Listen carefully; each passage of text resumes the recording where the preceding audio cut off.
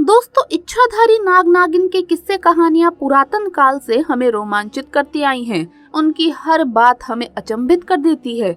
नागमणि से प्राप्त हुई असीम शक्तियों के बल पर वो कोई भी रूप धारण कर सकते हैं, विशेषकर मनुष्य रूप में आकर किसी की मदद करना, दोषी को सजा देना, और तो और इस तरीके से वो हमारे बीच में मौजूद होते हैं कि हमें पता भी नहीं होता।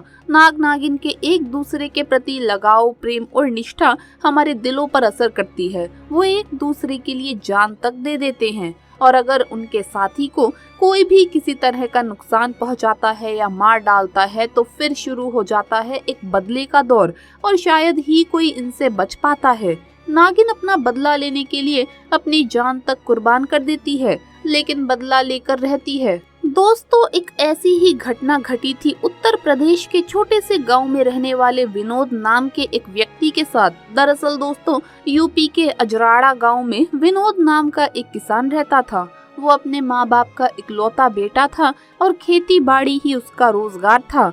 एक बार विनोद अपने खेत में ट्रैक्टर से खाद लेकर जा रहा था, तब उसका ध्यान नहीं गया और गलती से खेत में बैठा एक नाग ट्रैक्टर के टायर के नीचे आ गया।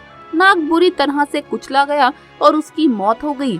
जब विनोद को मालूम हुआ कि उससे अनजाने में एक नाग की मौत हो गई है तो उसे बहुत अफसोस हुआ, क्योंकि जीव हत्या उसे पसंद नहीं थी। लेकिन अब वो करता तो क्या करता। उसने तुरंत उस मरे हुए नाग को एक लकड़ी की सहायता से उठाकर पास ही की झाड़ी में फेंक दिया। विनोद इस बात से अनजान था कि जिस नाग को उसने मारा था उसकी नागिन ने विनोद को ये सब करते हुए देख लिया था। वो नागिन पास की झाड़ी से ही ये सब नजारा देख रही थी और वो गुस्से से पागल हुई जा रही थी। लेकिन जब तक वो नागिन विनोद के पास पहुंचती तब तक विनोद वहां से चला गया। 2 दिन के बाद जब विनोद सुबह के समय अपने पिता के साथ खेत में पानी दे रहा था तो अचानक उसने देखा कि एक नागिन उसके सामने अपना फन फैलाए फुफकार रही है और वो बहुत गुस्से में है। तो उसे देखकर विनोद डर गया। उसके मुंह से कोई भी शब्द नहीं निकला, लेकिन विनोद के पिता ने उस नागिन को दूर से ही देख लिया था।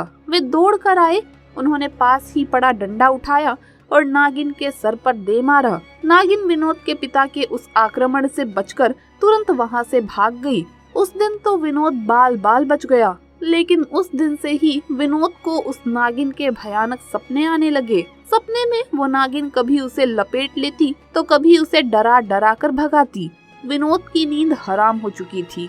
वो रोज रोज इन सपनों के कारण परेशान हो गया था। लगातार कई दिनों से वो ढंग से सो ही नहीं पाया था। एक दिन सुबह विनोद अपने घर के सामने बैठा था, तभी अचानक उसने पीछे मुड़कर देखा तो उसके तो मानो होश ही उड़ गए। उसके पीछे वही नागिन मौजूद थी जिसे वो सपने में देखता था।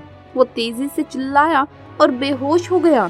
जब वो होश में आया तो उसने अपने माँ बाप को बताया कि कैसे वो नागिन उसके सपने में आकर डराती है और परेशान करती है, और अब तो वो नागिन उसे हर जगह दिखाई दे रही है, उसका पीछा नहीं छोड़ रही। तब विनोद के माँ बाप विनोद को लेकर नजदीक के गांव एक प्रसिद्ध सपेरे के पास गए और सपेरे को बेटे की परेशानी बताई।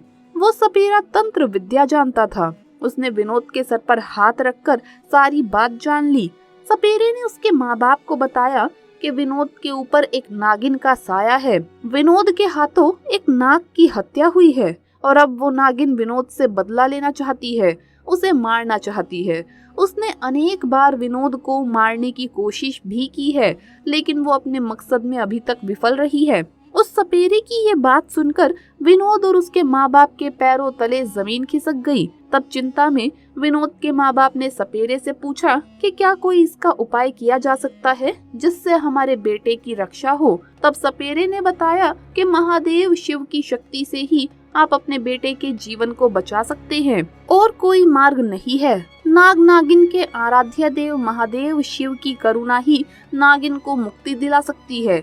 जहाँ वो नाग मरा है वहाँ विनोद को 1 कटोरा दूध लेकर 108 बार महामृत्युंजय मंत्र का जाप करना पड़ेगा और अंत में उस कटोरे के दूध को उसे पिला देना होगा। विनोद सपेरे को साथ लेकर खेत में उसी जगह गया जहाँ उसने सांप मारा था।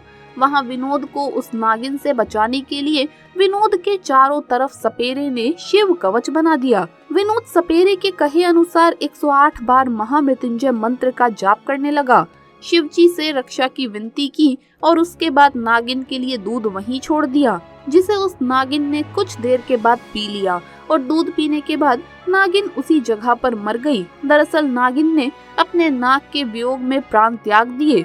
सपेरे और विनोद के माता पिता ने मिलकर रीति रिवाज के साथ नागिन का अंतिम संस्कार किया और उसी जगह पर जहां वो नागिन मरी थी वहीं पर एक छोटा सा मंदिर उस नागिन के अटूट प्रेम के प्रतीक के रूप में बना दिया। दोस्तों, महादेव के सच्चे भक्त कमेंट्स में हर हर महादेव जरूर लिखे। वीडियो अगर अच्छा लगा हो तो इसे लाइक करें, अपने दोस्तों के साथ शेयर करें और अगर आपने अभी तक चैनल को सब्सक्राइब नहीं किया है तो सब्सक्राइब करके बेल आइकन जरूर प्रेस कर ले। जल्द मुलाकात होगी अगली वीडियो में। हर हर महादेव, जय महाकाल, जय भोले भंडारी।